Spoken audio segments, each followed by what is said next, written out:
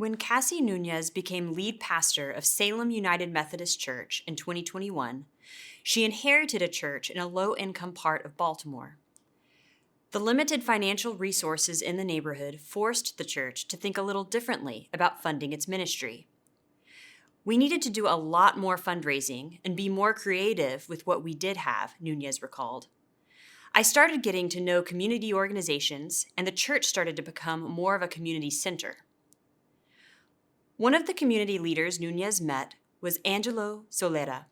Solera was the founder and executive director of Nuestras Raíces, which means Our Roots, a local group with the mission of educating, preserving, and promoting Baltimore's Hispanic and Latino culture. Solera mentioned to Nunez that his organization was looking for a space. They had been meeting in coffee shops, restaurants, and libraries, and were looking for a permanent home.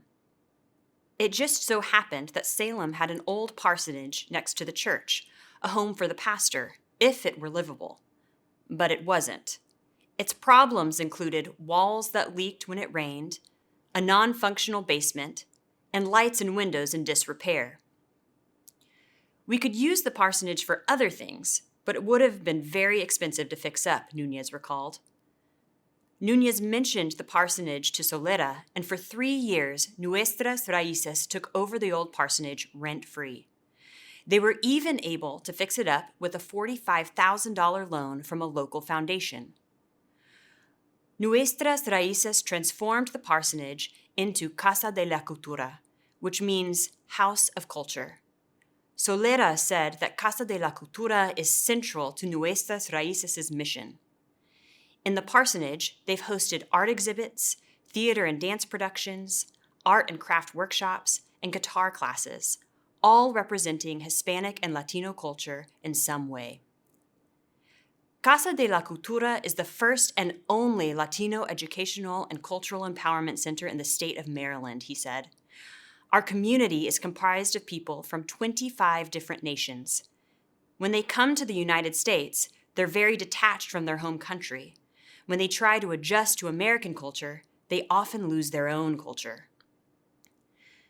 Casa de la Cultura, he said, is a place where people can be who they are and become renewed to who they are. This is a place that helps preserve the richness and diversity of the Latino culture. A recent exhibit at Casa de la Cultura featured Dominican folklore by the artist Luz Merlin. Through her art, she shared a part of the culture she grew up with in Santo Domingo. It was magical to see people from all backgrounds, not only Hispanic, be enthralled and interested in our stories, Luz Merlin said. Pastor Nunez sees Casa de la Cultura as related to the church's spiritual mission, but not in some specific planned way.